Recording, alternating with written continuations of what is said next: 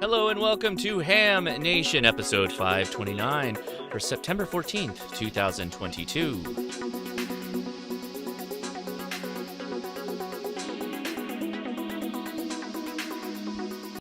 And how's it going, everybody? I am Josh, KI6NAZ. Thanks for coming on out to Ham Nation again here on the Ham Radio Crash Course. Appreciate you doing that. Let's go ahead and say hi to all the hosts for tonight. Hello, hosts. Bit of a different look and feel. I updated my streaming software, which broke my fancy setup. So now we're going a little bit back to the roots of streaming here. So bear with us as we play through this. So I guess we'll start at the top right. Don, how are you doing? I'm doing great. I'm in a great mood. I get to spend the evening with you guys, some of my favorite people in the world. And then tomorrow, Dawn and I both have the day off, and it's our 38th wedding anniversary tomorrow. So, yeah, you know what? It's a great night going into a really great day tomorrow. So, yeah, life is good. We don't have anything from Dr. T tonight, but we do have News of the Week from Amateur Radio Newsline and a whole bunch of cool special events we're going to talk about, Josh. It's going to be a good night. Well, congratulations to you and Dawn. Gordo, how are you doing? We have survived. You and I have lived through Southern California's tornado. No, not tornado, hurricane. Well, we had little bitty tornadoes in the area, but it was a hurricane, and we'll be looking all about it. No, we just got the outer bands, but Josh survived, and so did I. My antennas got blown around a little bit, and now you and I were saying we're now just dealing with ants. That's right. Tons of ants. So throwing it over. How you doing, Amanda? I lived in California. I had those little sugar ants. They're very invasive, so I feel for you. And tornadoes. Okay, it is the apocalypse in California, evidently. I'm doing fantastic, obviously, compared to that. Thanks for being here, everyone, tonight. Yes, we are going to be talking about some special event stations, and we're also going to be talking about prepping for ARRL Aries Set. That's the simulated emergency test, and how you can submit those records now via online. So stay tuned. You guys are going to learn a lot, guys and gals, I should say. And thanks for being here. Back to Gordo. Yep, we're throwing a Gordo for short shots. All righty. Well, before we start short shots, heads up, tonight at 8 o'clock California time, 9 o'clock if you're in the mountain time, we're going to see the International Space Station on a pass that's going to be, we'll be able to lie on our backs and watch it go over. For those that want to tune it in, 437.800 on your little FM handheld, and you'll be able to hear the International Space Station's crossband repeater. And it's always fun to tune into the crossband because it's everybody trying. We won't even give you the uplink because it really requires nearly a couple of 20 to 50 watt amps to get on the air. But at least you'll hear all the excitement. But what the heck, get out there. It's going to start over the Pacific Ocean, and it's going to come up and finally leave out of South Dakota. And those of you in Las Vegas and those of you in maybe even Amanda, you might even be able to see it as well. So International Space Station, 8 o'clock or a little bit after California time, 9 o'clock your time. Now, coming up this weekend is the QSO Virtual Ham Radio Expo that really made it big when there was COVID and there weren't such things as ham expos. But the QSO Expo is indeed coming to town this Friday, Saturday, and Sunday. So if you've not signed up, simply go to QSO Today Virtual Ham Expo, and they'll get you signed up, and you'll enjoy it. And they really do a good job of putting that together. But a great job is live and direct Pacificon coming out here to the Bay Area, and that is next month, October 14, 15, and 16. And we've got instructor seminars. We're going to have Josh's videos. It's going to be exciting.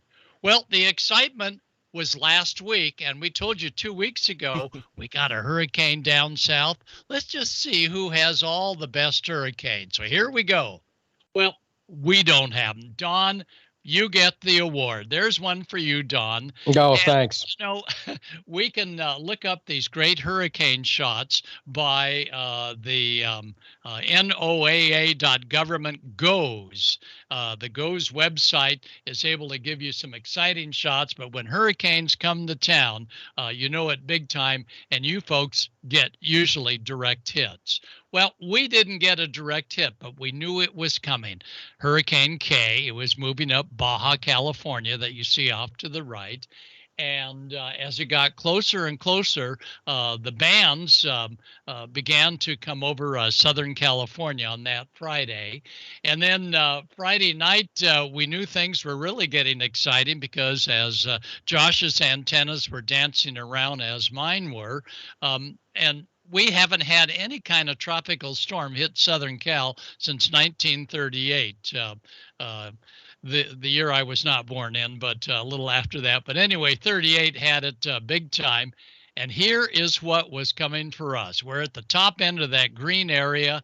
And on that Friday night, holy schmoly, it really came aboard. Now, for those of you wanting to see live action shots like this that update about every 20 minutes, Google GOES, GOES -West, or for those of you in the Gulf, try GOES East and add the word geo color.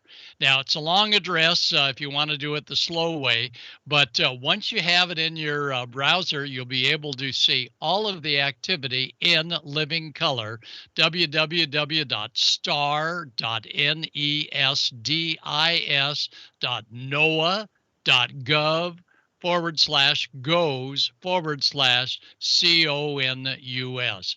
Prowl around, and when you get to it, bookmark it, because that's where the GOES really plays out. Well, we knew in advance we were going to probably have a very wet Saturday, this past Saturday. And sure enough, some of those outer bands of the hurricane, which was downgraded to a tropical storm, but what the heck, it was still part of K, the hurricane. And we got to have a hurricane now and then in Southern Cal. We were ready. And although we had an outside drill, we bundled up and we continued to operate as all hams should do. We don't let a bit of wet weather. And I was looking forward to the hurricane finally expelling itself from the rain and getting in some good waves. And holy smoly, did we have some along the Southern California coastline. Monsters. Well, I was doing also Coast Guard auxiliary duty, and the sun came out just long enough to get on the air and check in with the other boats saying everything was good. Well, there's one thing to think about after a major storm goes through your area. And right now, you folks on the East Coast are getting hammered, and Don's probably going to get a hurricane or two come ashore in the next few weeks. Hush, no. You got to watch your mounts, and that is, don't take your antenna off of an SO239 sticking up like this, because this will collect water. Now, I'm happy to report that the Diamond and the Comet antenna mounts, the water's not going to go anywhere but just sit there and ultimately evaporate. But you know you've got water when normally you can hear the weather that sounds like this. Mid-60s. Southwest winds around 15 miles an hour in the evening. Saturday, low clouds and fog. And then it sounds like that. Well, that's what happens when I put a little bit of water in the connection to an antenna. So the weather service that's on 24 hours a day with a good antenna and dry weather, find one that's not real strong and sort of make a note. Yeah, it's coming in okay. And then after a big rain, see where you are, and that'll tell you whether or not your mount collected water. Because once you get water into the mount, if you have to, play around with the mount and drain that water out, because water sitting in any of these mounts where you did not have an antenna or a little plug in the top of the mount to keep the water out, even tin foil or plastic wrap will do, is not good for what goes down. Now, also, those of you with the hamstick type of antennas, some are, and most are, hollow on the inside. And that allows for the tuning of the antenna tip stainless steel whip. Well, guess what? Water can drip down the whip, drip down where it gets secured by a couple of the Allen nuts, and it drips all the way down and collects at the base, and ultimately it's going to eat out the copper windings. No, it's not going to eat out the copper windings that are covered by a nice sheath on the outside, but rather see where that copper disappears inside, that's where it's going to slowly eat away and kill that antenna. So it's always good if you have a hollow antenna, mobile mount, to make sure that you've got it well sealed up with, I like coax seal, any type of real good goo to keep the moisture out. Now, for those of you with the excellent Hustler antenna coils, those are solid, so you're not going to get water going inside. So you're in good shape to leave the Hustler antennas out. And same thing for the radio waves balance and most other 1-to-1, 4-to-1, 8-to-1 balance. Most of them usually have a solid center, but I again would probably apply some of the coax seal to those two exposed connections because you don't want water to get into that mount. Now, for those of you with loop antennas, never ever on a transmitting loop, especially the portable ones, leave it outside. Even though the best of your ways of keeping the moisture out from getting onto it, it's not the capacitor mechanism up there at the top. Nope, that's completely sealed and in a vacuum, but rather it's the rotating plates on that capacitor below it. You get a little bit of moisture, not direct rainwater, a little bit of moisture, and you go 4, and you're going to arc those over. So something to think about. You got to really see how close they are together. You got to keep them absolutely dry. If you did leave it in the garage, even though it never got rained on, it's going to collect enough moisture where you want to do a hair dryer and give it a good dry out. Now, those of us with 3-element and 4-element beams like Amanda has, is that right, Amanda? Yeah, she's going, yep, thumbs up. The traps are on the antenna. That's what those little doodads are. It says the word traps. And I don't know if that's the moon behind the antenna. But anyway, the trap is an LC network. And it's a parallel. And what it does, it traps out certain frequencies. So the antenna is self-resonant until after the rain. What occurs is moisture is going to travel down and get inside that little rubber cover, if yours is still alive, the rubber cover, and it's going to drip inside and begin to cover the windings on the traps. And what occurs is once you begin to get water sitting on the L network on the trap, it's going to begin to break down the shellac that's over them. And you'll notice that where it's actually screwed onto each side of that, there they bared the shellac, and now moisture is going to get in there and ultimately kill the trap. This is fixable. Don't hesitate to take a trap apart. You got to remove that little screw and then pull it out and get it all cleaned up, put it back together. So traps are fixable. However, if you go, well, let's just try it out by running 500 watts. 4, bango. You're going to notice your SWR is sky high. Birds will drop off of the trap dead as a doornail. And now you've got high SWR and a killed trap. Once you arc over a trap, say adios, because once the windings get arced, they're pretty hard to unarc. So watch your traps. Notice I got a little pigtail on that one trap just to add a little bit more inductance.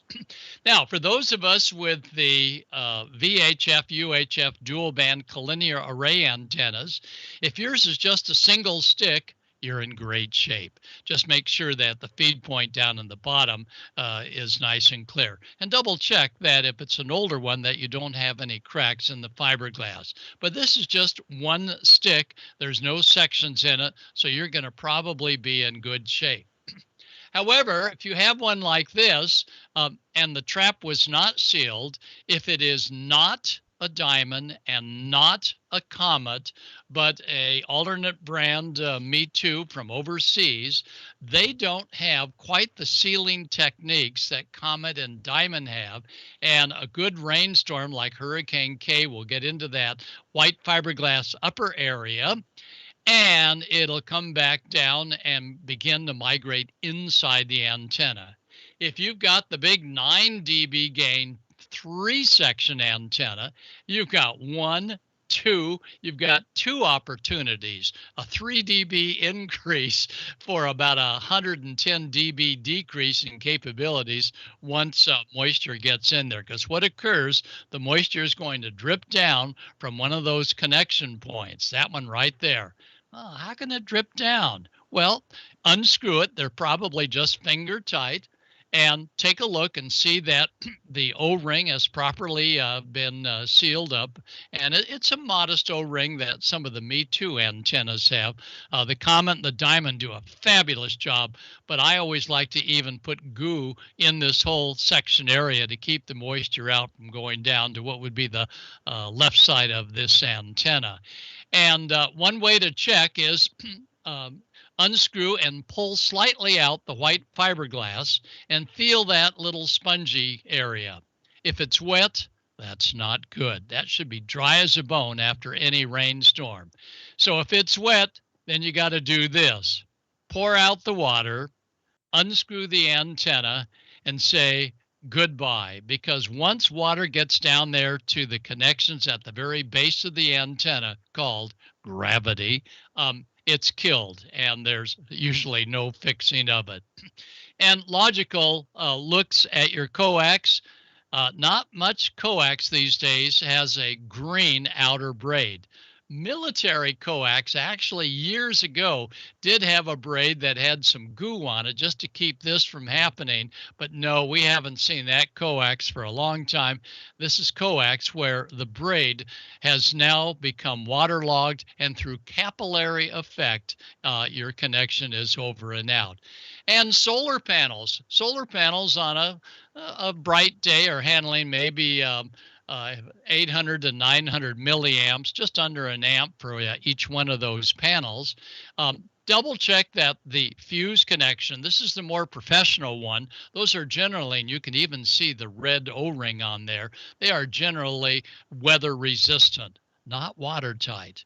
This fuse connection on any solar panel, if left out to the elements, it's going to leak water big time.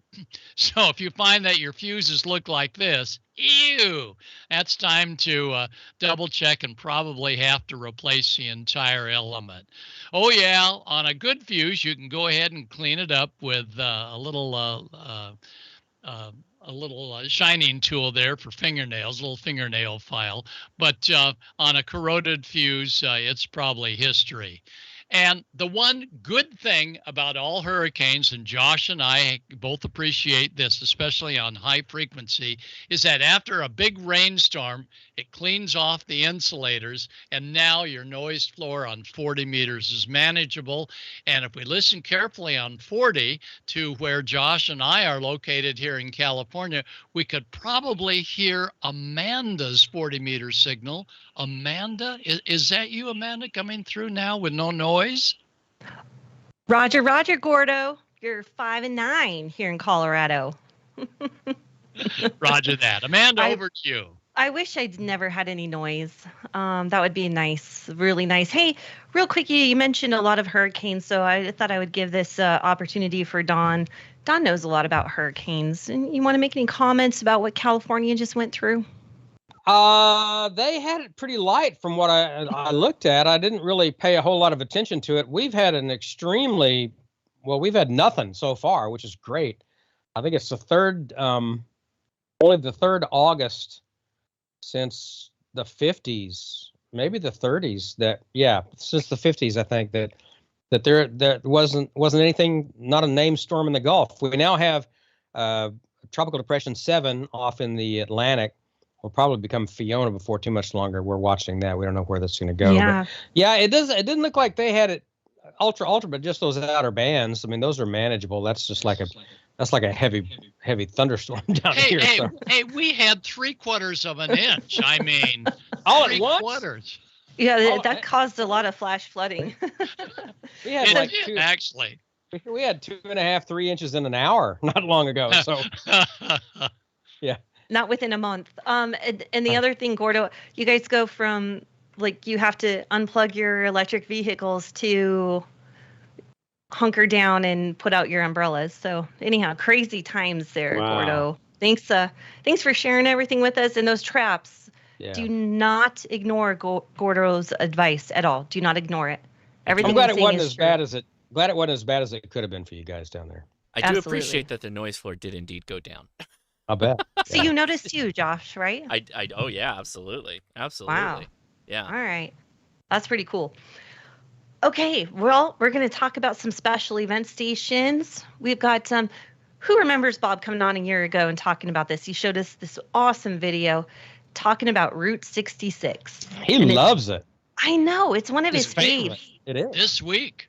Yes, it is this week. And the cutest thing is that he's been happy to be an operator for it for years now. I can't remember the first time I put them in the logs, but he loves the low bands, of course. You know, he's on 40 or 80, mostly 80. And loves chatting with everyone, loves giving out the contacts. And this was when he lived in Missouri. So he was at Whiskey 6 Romeo. But now he's in Illinois, and I don't know if he's hooked up with them to be an operator again. I should have reached out to him, but I didn't have time. So sorry, Bob, but we are talking about this. So we're going to show you all where you can go to learn more about this. And Josh is going to take it away on their website. Thanks, Josh, for doing that. And basically, they've been on the air since September 10th, and they'll be on until September 18th. And be sure to try to, I'm sure you're going to see the spots. So just go to QRZ and watch the cluster, and you'll be able to see all of these. But it's Whiskey 6 Alpha to Whiskey 6 Uniform. So if you see any of those 1x1s, be sure to get on and try to work them. It's a fantastic time. And by the way, they have beautiful QSL cards. I've printed a few of them, and it's always something very nostalgic off of Route 66. Now, if you don't know, Route 66 starts in downtown Chicago and goes all the way to, I believe it's Santa Monica, California. And somebody correct me if that's wrong, but it is in California where it ends. And it goes down to the southern states through like New Mexico, Arizona, even Oklahoma. Is that correct, Don? Oh, yeah. Yeah, Oklahoma too? Yeah, okay. It shoots right north, through Oklahoma City. Yeah. Yeah, then it goes up north. And so I can't respond if Nevada is part of it or not. But I've heard a couple of these stations on always when I don't have a chance to plug in the antenna or turn on the radio and work them. But it's been, it's one of my favorites because of the fact that I'm close in. So I get to work them on 40 or 80 most of the time. And it's pretty easy. It's for me. But the East Coast, you're going to have a little bit more difficult of a time. And Josh, if you don't mind, just let's show some pictures of some of their operations and their setups or some. They also have some of the off-road. Like if anyone has ever driven on Route 66 back when you're a kid, if you're a boomer or whatnot, you remember stopping at some incredible sites. Is that it? Am I allowed to say that? I probably did. I'm I a get boomer, kicked off sure. the shoe? Say it. Yeah, I'm a boomer. Say it. Absolutely.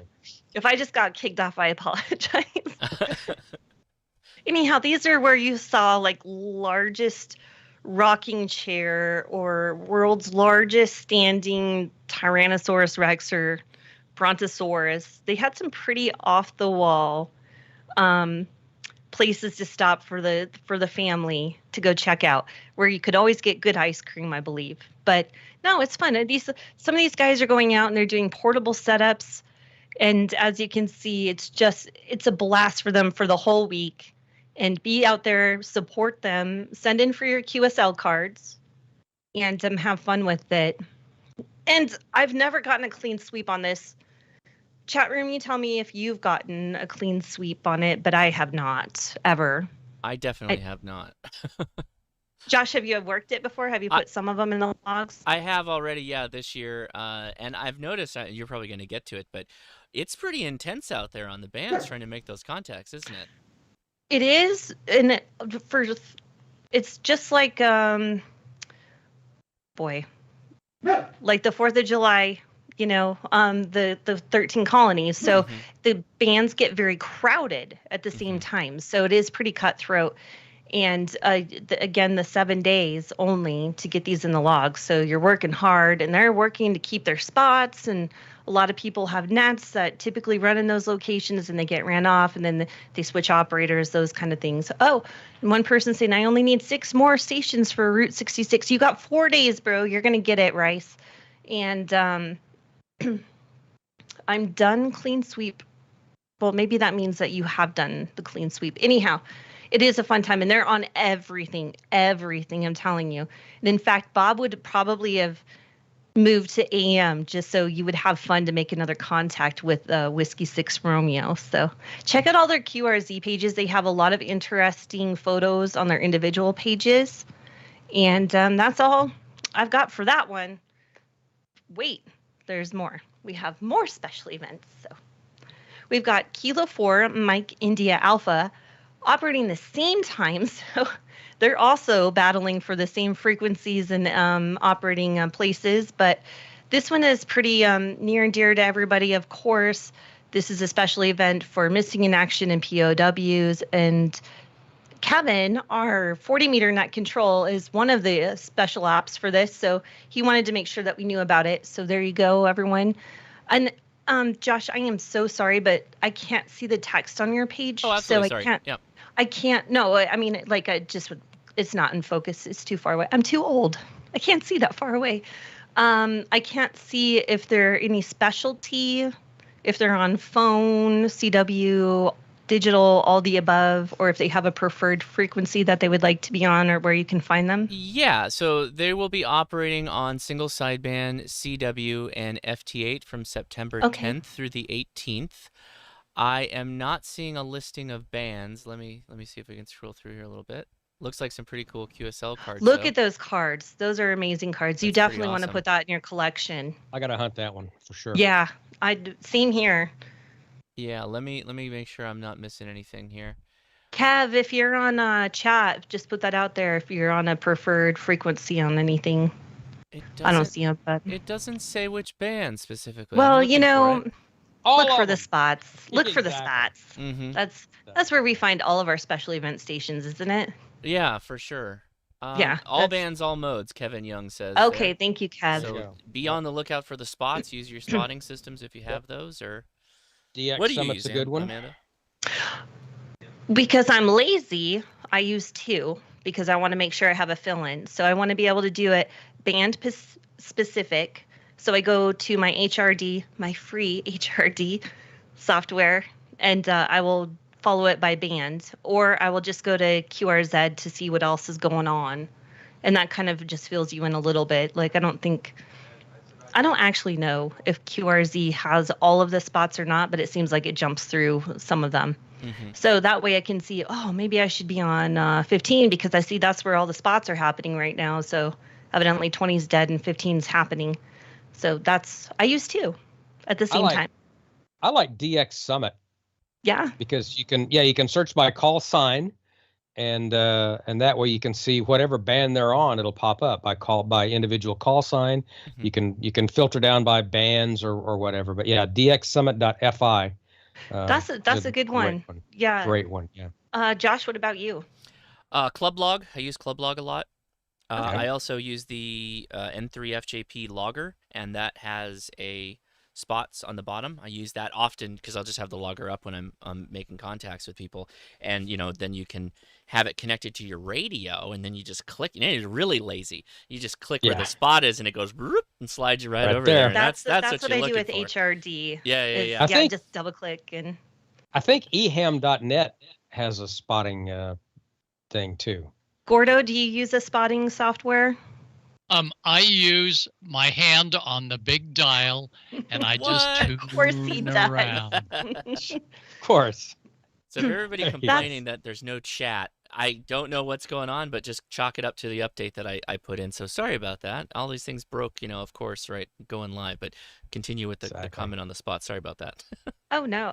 Gordo, you amaze me always. And I think it's the same way Bob does it. Whoever he hears, he's going to stop. If he hears, Bob's this amazing person, if he hears someone calling CQ and he happens to be tuned up around there, he's going to answer you. Yep. So And we should all do that, by the way. Yep. Let's set a good example. Yep. All right, so get out there, work your special event stations, look for them on the spots. And chat room, shout out. What do you guys use for your spotting as well? We'll talk about it later. Mm-hmm. Okay, with that, I think we're about ready for an Icom advertisement. All right.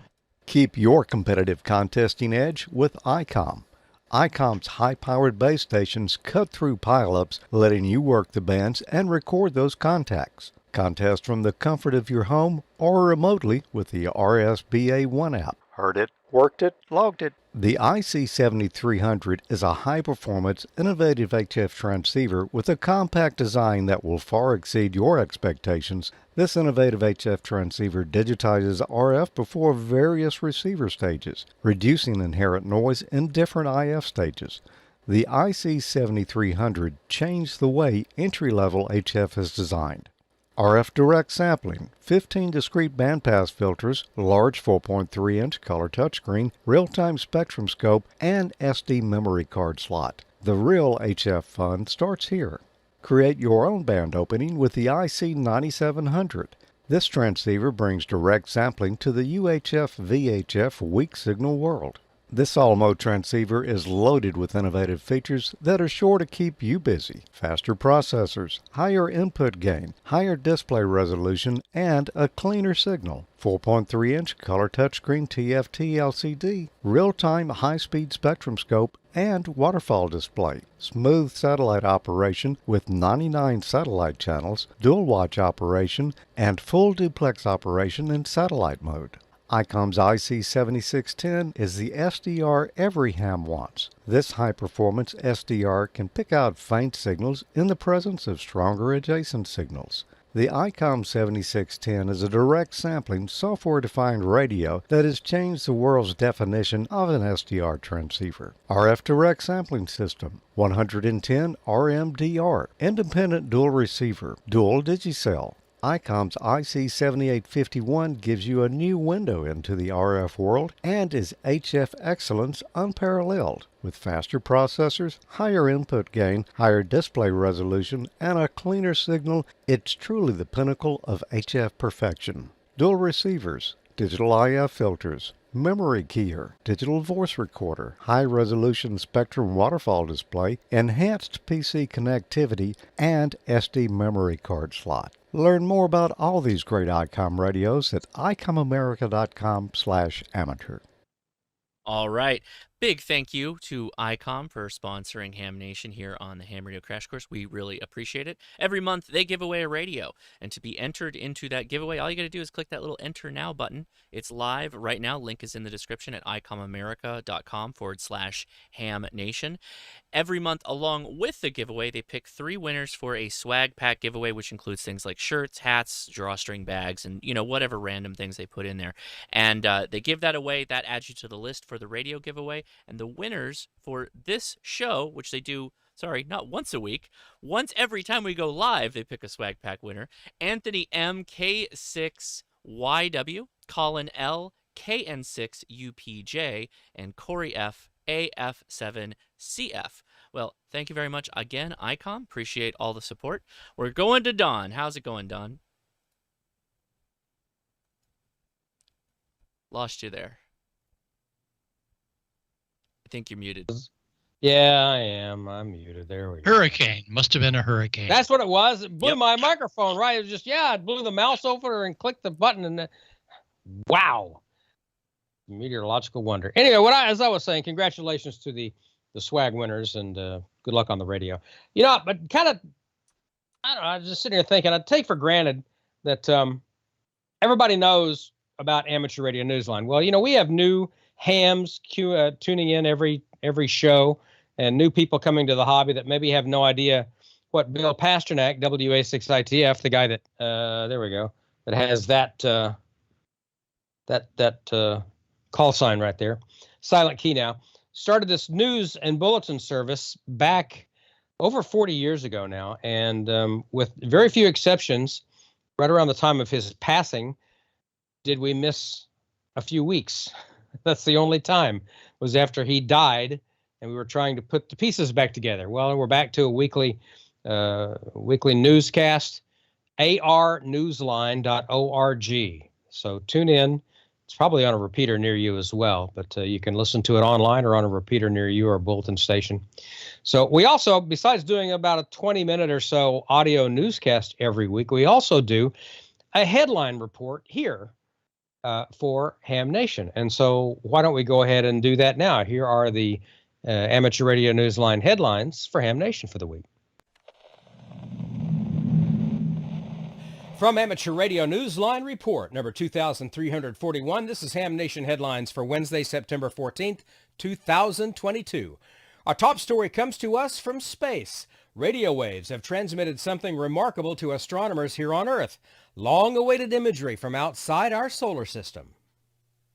The James Webb Space Telescope's first direct image of a planet outside of our solar system has been transmitted to scientists, offering promise for deeper research into exoplanets. NASA reported that astronomers received the image of the planet in orbit around a star estimated to be 385 light-years from Earth. The image was taken with the near-infrared camera and the mid-infrared instrument, which each focus on different portions of the infrared spectrum. There have been only a few dozen direct imaging of exoplanets, such as this one. Astronomers have identified over 5,000 exoplanets, but only by an indirect method of observing starlight dimming as the planet passes in front of the star they are observing. NASA expressed hope these new infrared images will be a gateway to deeper study of exoplanets. This is Kent Peterson, KC0 DGY. Construction is to begin in Madrid on a small ham satellite that will be a first for the Romanian teenagers who designed it. AMSAT EA is giving support to a small amateur radio satellite designed by students in Romania. A project considered the first of its kind for Romanian students. Known as the ROM-2 mission, the satellite, built with the support of the Romanian organisation ROMSpace, is to be assembled in Madrid at the AMSAT EA facilities. AMSAT EA, which has registered the satellite internationally, will be responsible for the satellite once it has entered orbit. The satellite's maintenance data will be transmitted via CW. The satellite will fulfill its mission to take photographs with a 2-megapixel camera and transmit them to hams, who will be able to retransmit them from their own stations using the SSDV protocol. They will use the frequency of 436.235 MHz. SSDV packets will be transmitted from the satellite using GFSK. The students attend the International Computing High School in Bucharest and are between the ages of 15 and 18. This is Ed Durant, DD5LP. Whoever said that fresh beginnings can't be fun probably didn't belong to this small but growing group of CW enthusiasts.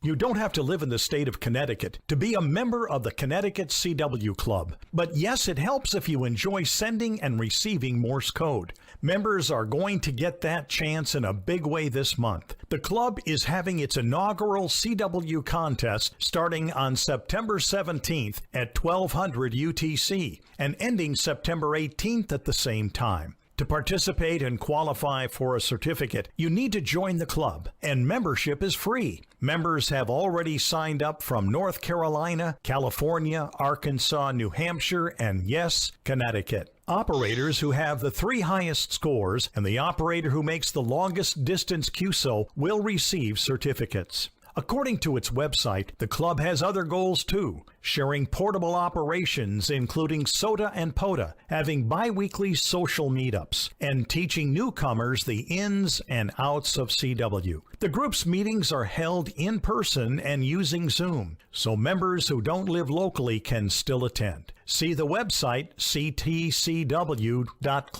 for details. This is Randy Sly, W4XJ. And that's all from the Amateur Radio Newsline, your independent source for amateur radio news for 4 decades and counting at arrnewsline.org.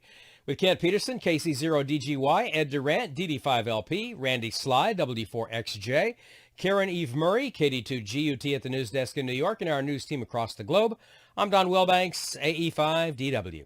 7-3, we'll see you next time here on Ham Nation. And, of course, our appreciation to the Newsline staff. And we do not have a solar update from Dr. Tamitha Skov this week. She apparently very, very busy. Did not hear from her. But, of course, you can check her out at spaceweatherwoman.com. Also, her Twitter feed at Tamitha Skov. and her YouTube channel, Tamitha Scove. Just check out those sources, and you'll find out the absolute latest of what's going on with the sun. And that's about all I have. Over to you now, Josh. All right. Well, it was mentioned earlier in the show by Gordo about the QSO Today Ham Radio Expo. Well, I had a chance on Sunday to deal with the over 10-hour, or about 10-hour time difference between Eric Guth and I, and so we sat down and made a little video to talk about what the Ham Radio Expo is. So let's play that. You guys have a look. All right, everybody, I have Eric Guth, 4Z1UG, the creator of the QSO Today Amateur Radio podcast, and as we know, the 5th annual now QSO Today Virtual Ham Expo. How are you doing, Eric? I'm great, Josh. Thank you for joining me on Ham Nation. Yeah. This is actually the fifth semi-annual. Oh, I'm that's doing this right. every 6 months. Yeah, thank you for the correction there. Yeah, so a big effort. Although it seems like the pandemic's been going on for years now. It does feel so big effort to kind of pull this all together and to be online. So briefly kind of tell everybody what it is and what you're all about, kind of your goal with the QSO Today Virtual Ham Expo. Okay, so the QSO Today Virtual Ham Expo kind of grew out of the QSO Today podcast that I've been doing since 2014. In the podcast QSO Today, I am creating the oral history of ham radio by interviewing ham radio operators, 417 to date. Wow. These are 1 hour interview podcasts. And frankly, I feel like I've got 417 great mentors now. Now, as a result of that, and a result of the pandemic that started in 2021 or 2020, in 2020, right? Yeah. When everything was being canceled, all the live events, and I was planning on going to Dayton. As I'm seeing everything closing up, I got this idea. Well, maybe we should see if it's possible to do a convention virtually. I kind of sent that idea around a little bit, and people, there wasn't a lot of positive response from anybody that would do a live event. So I kind of took it on myself to do a virtual event. I found a platform that I could do it on so that it looked like a convention. Mm-hmm. And I did the first one in August of 2020. And in that convention, it was free. It was free admission. The vendors helped pay for the platform at that time. And we had 25,000 hams sign up for it. Now, keep in mind, there was nothing in the world happening. Everything was closed. Right. Yeah, it was all shut down. We were locked down. There was no place to go. Right. But the response from the people that were creating content was so strong that I think in that first convention we had almost 70 presentations. Wow. That I did it again in March. Mm-hmm. That was a colossal failure from the standpoint of a technical failure. On the one hand, on the other hand, we still had something like 9,000 people that came, mm-hmm. That were able to get on the platforms, that were able to enjoy the content. We had tried to merge two platforms together. We did that unsuccessfully. I ate crow for quite a while. I've done the convention now 2 more times. So in the end, we're at a point where I'm doing number 5. I have 57 amazing presentations coming up next week. Very impressive. Coming Friday, Pacific right, we're time. Basically 2 days at the point of this recording airing that you're going to have this live virtual expo. And just so everybody understands, we're talking about accessing this from your home. It's a virtual expo. It's a platform that you have or you're working with to provide an easy access for information to vendors and these great presentations that you're putting together, right?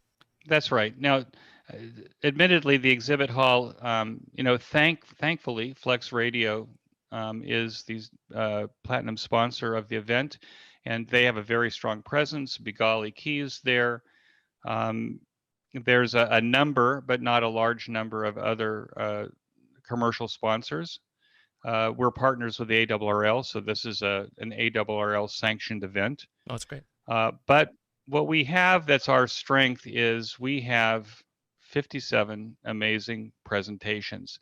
And what I find is, and I was talking with you a little bit at the beginning before we turned on the recorder, mm-hmm. that I come from an era of ham radio operators in the 60s and 70s, where we built a lot of stuff and we like converting a lot of stuff, and we had our hands in the equipment, and that's kind of what drives me. I'm interested in the technical aspect of ham radio.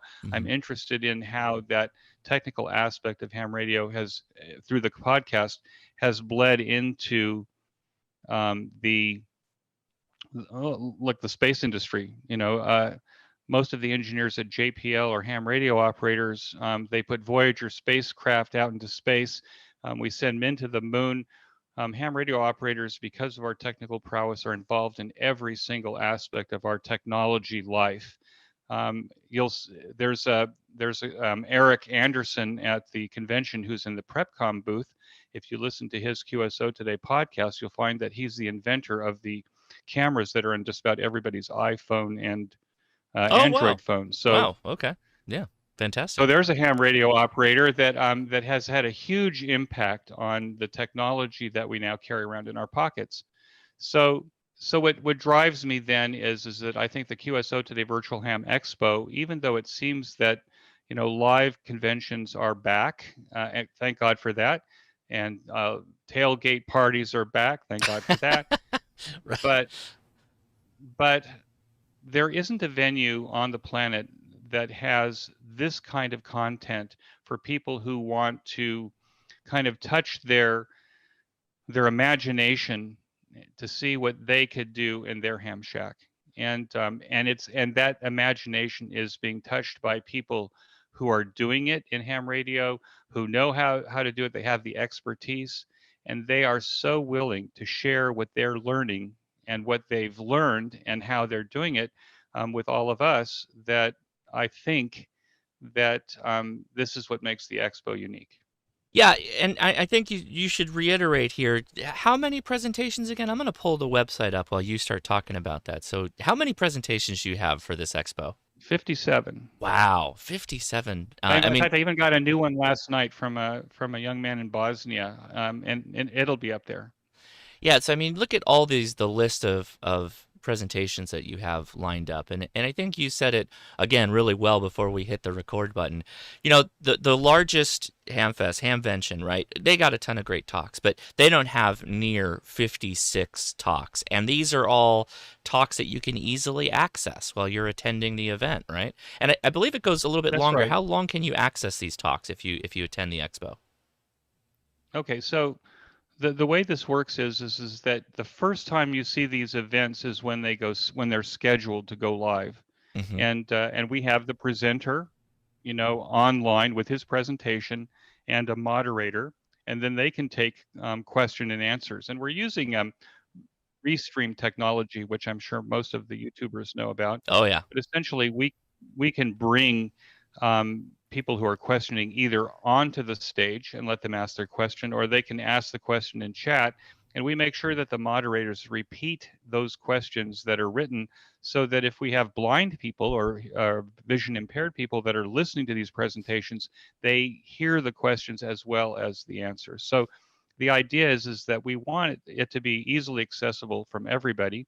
So once they go live, then they're available for replay after that. And then when we go to the 30-day on-demand period, what actually happens is that we'll actually take the video that we recorded during the live session, and we'll put that up so that you'll also have the Q&A that was in the question and answers that were asked of those presentations at the time. And then Ben and I start going through and we edit all of these presentations so that they're missing the screwing around with the buttons up front and all that stuff, so that in the end it goes into our library. That library right now is online. I have some ideas with what's called the QSO Today Academy to actually bring those sessions back one by one and see if we can deep dive into doing something like a project around those, or a course around those, or something, so that you want to learn about. I was just talking with somebody today about networking your ham shack so that everything is working on a TCP IP or Ethernet network. Well, there's a lot of elements to that you're not going to cover in an hour presentation. Oh yeah. That might be a course of 16 presentations in terms of how to do it all, so that in the end you end up with a completely Ethernet networked ham shack. So that's kind of my thinking in terms of where this can go. But I'm really, I said to you before we started, we're in the golden age of ham radio. Yes. And when I got started in ham radio, and I'm probably now an old timer, you read an article in QST magazine. It sparked your imagination. You started on a project. You decided to write an article about it. Well, that article would end up appearing 11 months after you read the first one. So the turnaround time for exchanging ideas was 11 months on the average. Right. With the way things are working now on the internet, I can spark my imagination, write a response, write a white paper, and put it up in 24 hours, and people will see it. So this is just the way things are going, and we have this ability now to share this information, at the speed of light. Yeah, and I like to use the term collaboration, right? And you already said it in your talks that you give. There's a Q&A section, right? And that Q&A section lasts, right? You're keeping it, you're archiving it, and that's something that Right. will live on. And there's probably thousands of other hams that had that exact question, and it was answered right there perfectly. So the fact that, remember, guys, twice a year you're doing these, and you're having 50 plus presentations every time. Those are all recorded. 50 to 100 each time. Yeah, that's a lot. And Right. just pack that all in to be able to then save that and then have that as your archive. You called it an academy that you're probably working on, but that's wonderful. That sounds just Well, like... I'm trying to figure out what the platform is for that, Josh. Sure. But go back to the page and go underneath those boxes. Yeah. See what it says, a view over 200 presentations? Oh, Click on yeah. that, Okay. on that bar there. Okay, so this is a player that we created. It's JAWS compatible, screen reader compatible. So if you're blind, you can actually read this entire list. This is all of the presentations that we've done in the previous 4 expos. Wow. And so all you need you is... can search this list by any... See the search box at the top there? Yep. You can search it on any keyword that you put in. Name, keyword, put in SDR or something like that. There you go. Yeah, okay. Right? Yeah, So Eric Schwartz from Elecraft. Yeah, why not? Flex Radio. Right. Sure. And if you click on it, click on one. Okay. Hi.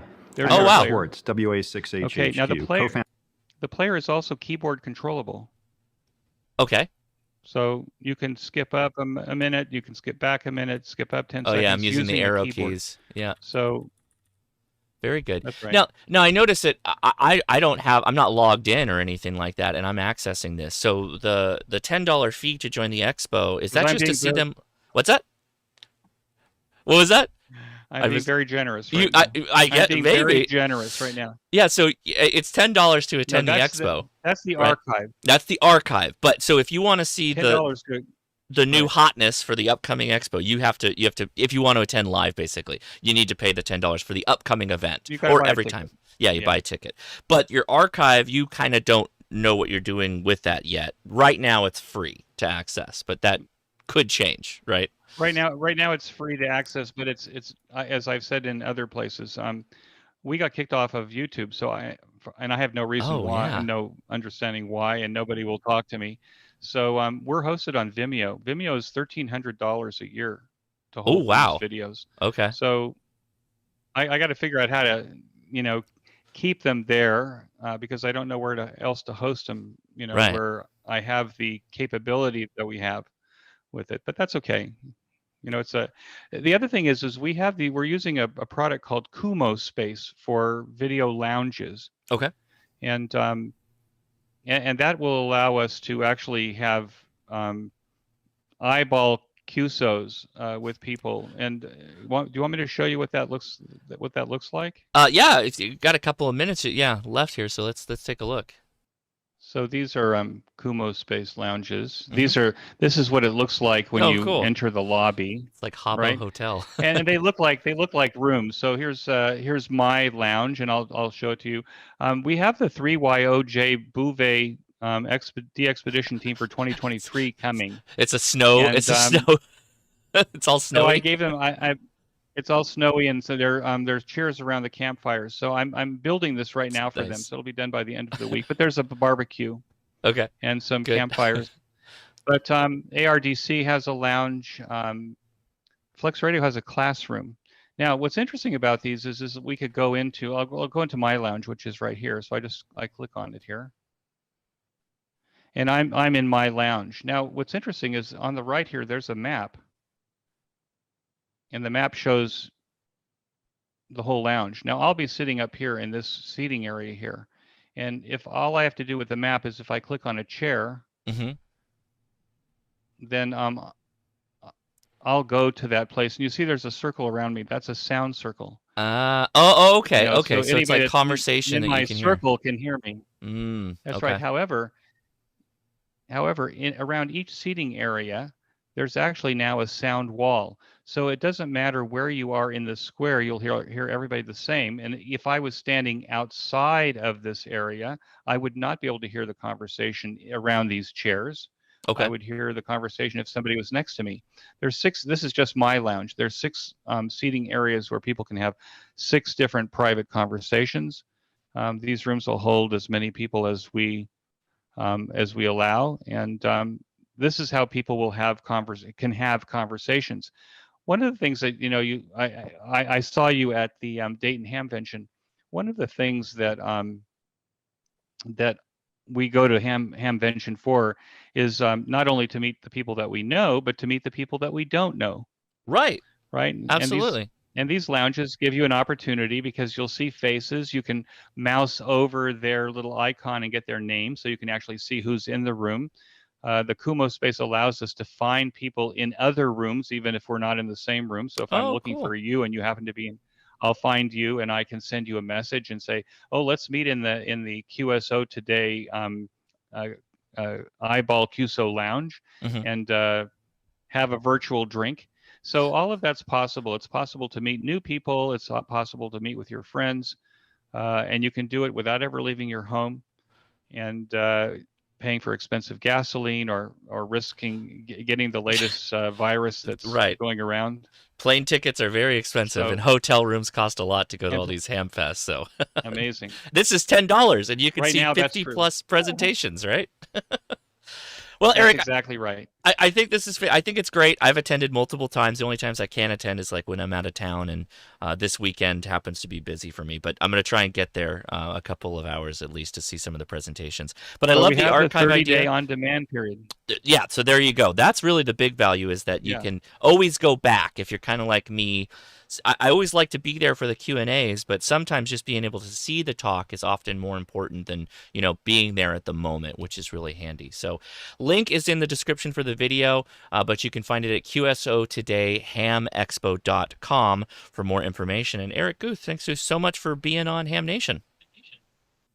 Well, Josh, thank you so much for having me. I appreciate it. All right. I don't know, some of those rooms and lobbies and stuff, kind of, if anyone's ever played Farmville about 10 years ago, it kind of reminded me of that. But it was actually made me want to go back and play Farmville again because it looked pretty cool. So I like it. It's pretty cool. Or let's even go back to Sims. Fun times. So I hope everyone has a fun time with that. All right, we're going to be discussing. This is important, everyone. If you're in Aries, you know what's coming up. We have the ARRL Aries Simulated Emergency Test coming up the first weekend of October. So the ARRL initiated online reporting. Isn't that awesome? So you no longer have to download your form or your app and fill out. And the thing is that a lot of people don't realize is that you're tested or graded or scored on your set as well as you are like field day. So you earn points in doing different things. So I thought today we would go over the little quick forms so you would know what to focus on during your set exercise. So let's see. So Josh, if you don't mind, this is the first place you go is aries.arrl.org, Aries set. Search for that, and then you'll find this this part of the site for for ARRL. Okay, what am I doing? I'm on the page. What am I looking for? So you go down to sets. Okay. Okay, Set the results? first, yes, the far left one. Emergency coordinator form A. That's correct. So okay. As a district emergency coordinator or an emergency coordinator, this would be the form that you fill out. Now, okay, of course you have your upper stuff where that's just your information, but let's look at what they actually grade on here, okay? So they do number of amateurs who participated in the test, number of new amateurs licensed since 2018 participating, you fill in all of this stuff. Formal third-party traffic, written traffic messages. So basically, they're encouraging you to be sending traffic messages. So keep that in mind, that you want to make sure that you have the national traffic message people involved in your sets, and definitely reach out to your section traffic manager to make sure you can set up some kind of route to get messages to them so that they can pass them along. Therefore, you're going to earn extra points doing that. Okay. And were tactical communications conducted on behalf of served agencies? What's a tactical message? It sounds so important. A tactical message would basically, it could be anything from one EOC to another EOC. What's an EOC? That's your Emergency Operations Center. So we have one in every county. So basically, what a lot of people like to do, a lot of groups, they would like to receive messages about the welfare of their community. So it could be utilities, are they up and running, telephone services, comms at all sorts, water, electric, gas, road conditions. So depending on the emergency situation that you set for yourselves, those are the things that you would be reporting on. And so you report that's reported to your local EOC, and then your local EOC is going to report those things to other EOCs or to the state EOC. Now, mind you, Colorado is a whole section. Things like California, LA would be its own section, but guess what? There's other EOCs within LA. So there might be just LA proper, but you're going to have Orange County EOC. Yes. Excuse me for not LAX, knowing. There LAX, you go, Gordo. So there's other outline. Go ahead. A couple off the top of my head. LAX, San Gabriel Valley, San Diego, so on and so forth. There's a lot. Exactly. So you're going to be reporting or sharing information. Those would be your tactical messages. So I really went way far away from that, but those are your tactical messages. And so you need to be able to check the box for that. Now, mind you, our SETs take place on a Saturday, and a lot of your emergency managers, otherwise known as EMs, are not going to want to play on a Saturday because they work Monday through Friday. So that's why it's usually simulated, but also some of them will work with you and want to make sure that they know exactly what you're capable of doing and may come in and let you go into the EOCs and play this out because they would like to observe you, which is encouraged, by the way. I don't know that you get extra points for that, but we do it here in Colorado, and our emergency managers are awesome here, and a lot of them are hams, so they're willing to do that. So, tactical messages. Number of stations on emergency power. This is really important. Try your stuff out. Even if you fail, document it, record it, submit your report. If we can't run on emergency power during severe weather, hurricanes, tornadoes, fires, floods, power grid outages, which Josh and Gordo know a whole lot about these days. These are important that you can be able to operate no matter what. Am I wrong? Very right. So is dual membership in areas and races actively encouraged? This one, we don't have a lot of races activity here in Colorado, so ours would probably definitely be a no, but I wish that they had or Mars on this question, because we do a lot of work with Mars here in our state areas wide stuff, but I don't know how most other areas organizations work. So anyhow, you see what you're getting points for, right? outreach, working with other organizations, sending pertinent messages, and using other relay stations to send those messages. So you're starting to get the pattern here. Okay. Was liaison maintained during the set with an NTS section or local net? Now, I was just talking about that. So local net, that leaves a lot to consider. Is it a local net on a local repeater? Is it a local net on HF, maybe 60 meters or 80 meters? We don't know. Any way you do it, you get to check the box yes on this. So that gives you also more points.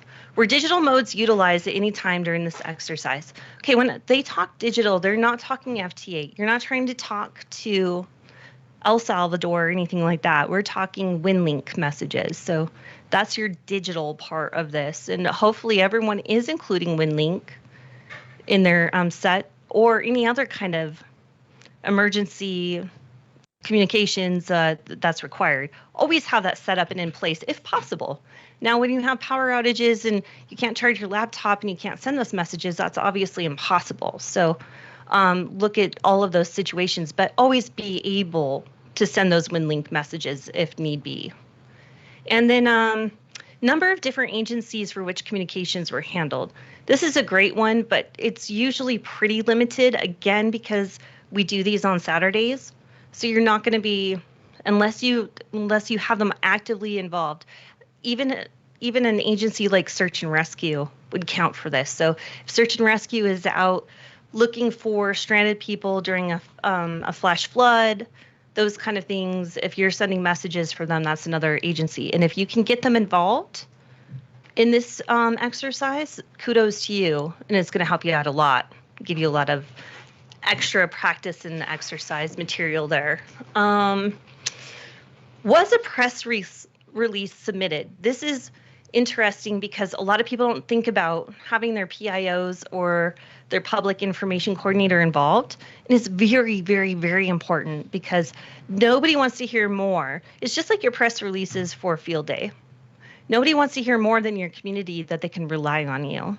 So be sure to document, take pictures, not just the picture with you holding this, but maybe just a surrounding, holding a clipboard, taking notes in a room at the board table and getting things figured out and what you're going to do next. What's your next game plan? So all of those things. Oh, and the bonus is your group represented by an ARRL public information officer. Sorry. The thing is that your groups don't always have that. So reach out to your PIC so that they can find somebody to cover for you. So what kind of bonus are we talking about here? That's a good question because they don't have their point system listed on their fill-in sheet. So I can just add 9. Well, you know what? Just like. Can I add points? Josh, just hit yes. Yeah. Okay. So it's a 10-point bonus. There you go. Okay, and I think they're all probably 10 points. Yeah. So let's try that. Oh, so far the math is checking out. Okay. Yep. Oh, but you get negative points if you don't contact any agencies? Well, see, if you don't contact any agencies, there you go. So they really want you to get your agencies in play. Now, again, as I had stated, agencies don't like to play on Saturdays because it's usually their day off. Right. So if you can get them to sign off that they received simulated communications, it counts. Or if you could get it to them, I received these messages for you and you sent them the Monday after, then you can submit it saying they did receive the message. It was addressed to them and they did receive it. Interesting. Okay. Yeah, and we do that a lot. So maybe explain to me what does a set look like? So for you, like when you do one, what does it actually entail? So it entails a lot of us. Actually, it's twofold, Josh. Great question. There are home stations that are calling in with their reports of what's happening out in the world. So with their utility reports, communications reports, road reports, weather reports. So there's those that choose not to come to the EOC. And then there's those of us that come to the EOC And we don't simulate. We set this stuff up. So we're ready to go into action. So we're setting up our antennas, our radios, all of those things. We're taking the reports, whether it be via HF, simplex, VHF, UHF, simplex, HF, or digital, WinLink. And we're receiving all of those messages and we're compiling them. So there's probably a team of 5, 6, depending on your activity levels. Otherwise, pre-COVID, people used to go out in the field. So they would go and maybe take their mobile setups and go to outlying regions where we know we kind of have lack of coverage and repeaters and other areas, dark spots. And they would set up their remote stations and portable stations and report back to the EOC So to see if they could get any reports in. The only thing simulated truly is the emergency. You're treating it as though it's an actual event. You're setting everything up. But do you go through like mock events that happen? Like we absolutely people send in information of huge traffic snarl because of an accident. And, like what's an example of something you may do? So we stay away from wildfires because the first weekend of October we can actually have wildfires. Pro tip, everybody. Never, ever, ever simulate an emergency that's actually happening at the same time. Absolutely. Good call. Absolutely. That sounds the voice of experience on that one. That's exactly right. So it's hard in Colorado, probably just as much as it is in California. The first weekend of October, there could be A, a wildfire. Well, in Colorado, B, a blizzard. C, flash flooding. D, the only thing we don't actually have typically is an earthquake. Or some kind of sun-driven power grid outage. So a lot of ours, right? I know, right? Like a proper EMP from a solar, from the sun, yeah. So we have to be careful of what we choose as an exercise because of that, because we would have to change the whole thing immediately if that actually started to happen, and we plan this a month ahead. So it's quite hard. We usually do the severe weather, blizzard, power outage, roads closed, because we don't typically have huge blizzards October 1st in Colorado. So I wouldn't even know what California chooses. Earthquake can happen anytime, right? So Gordo, what do you guys usually center yours around? We agree with you. We usually do a tsunami or an earthquake, in that they're not real common. And the tsunami, normally we would have well advanced warnings of. There you go. So don't do tornado exercises when it's tornado season. Hurricanes the same way, down in Don's area. You just don't do that. You do that off season and you practice. You're doing that in January, February. So right. Now, this is certainly like it's field day for emergency preparedness and emergency communications. Correct. It's really what it is. Is it always at a certain time, or can you do this like throughout the year, or how's this all go? Fantastic question. So the preferred date is the first weekend of October. Okay. And that sometimes gets carried over to the second weekend. Basically, if you follow through with it, whatever in the October, November dates, I do believe that you would get points and credit for this, because me personally, I run 2 different events in October on Saturdays, and this year I have 3 Saturdays in a row that are taken away. Wow. So it's a little hard for me to participate, but if you can show and do your points synopsis, but you're going to miss the things like reporting to your section, things like that. So it is what it is, but it's a good time. And go check this out, everybody, because this tells you what you really need to refer to get all of your points. Have fun with everything else, by the way. Test out everything.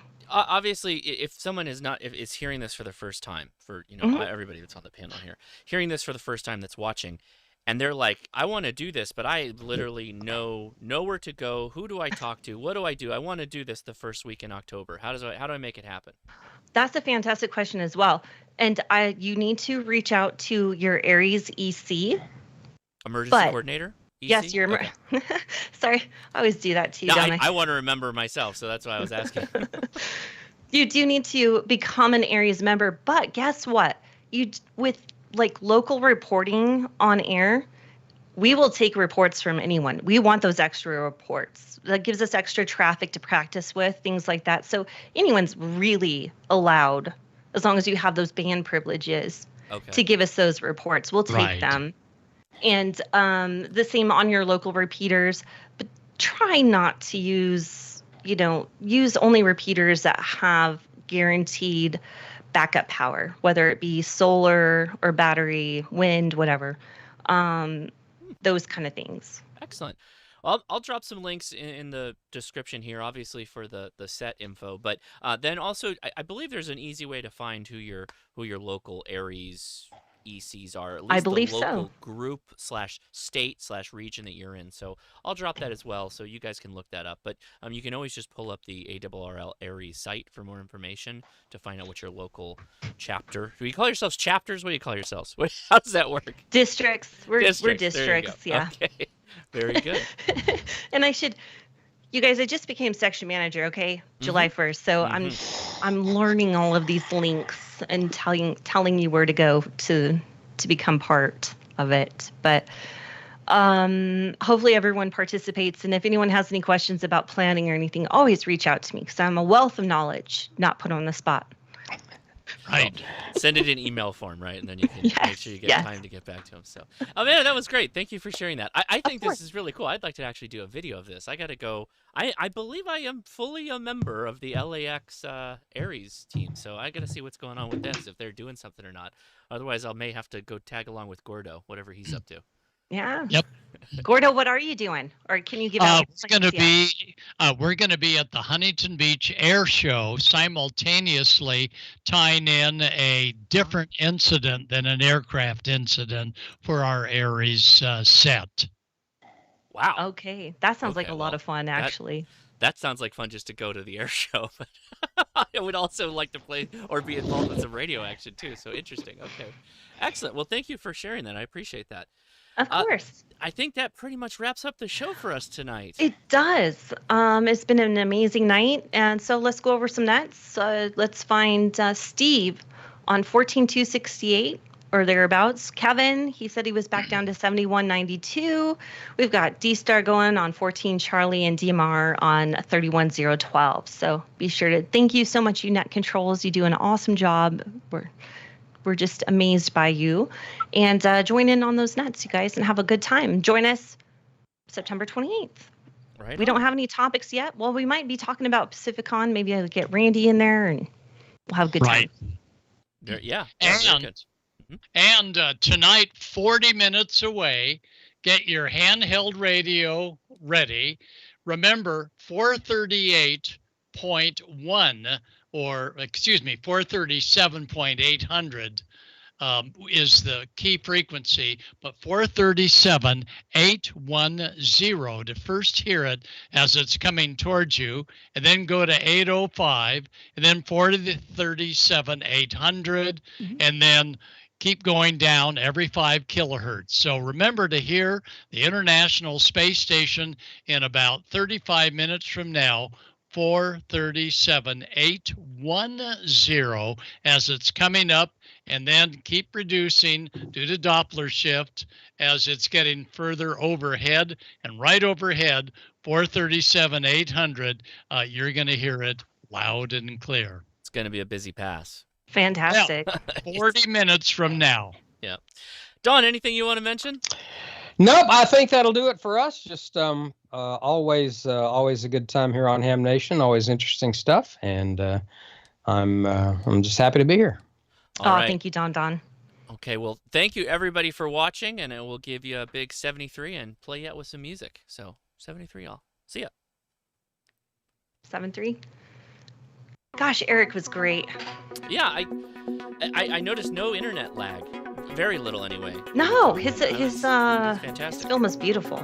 Yeah, and must have good internet out there because it was recorded really nicely. 1080p came out great. But so I love the concept of that archive he's put together. That's amazing. So links in the description, everybody, for that. So go check it out. Thanks, Amanda. Thanks, Don. Thank you, Josh. Thank you, Gordo. Good stuff.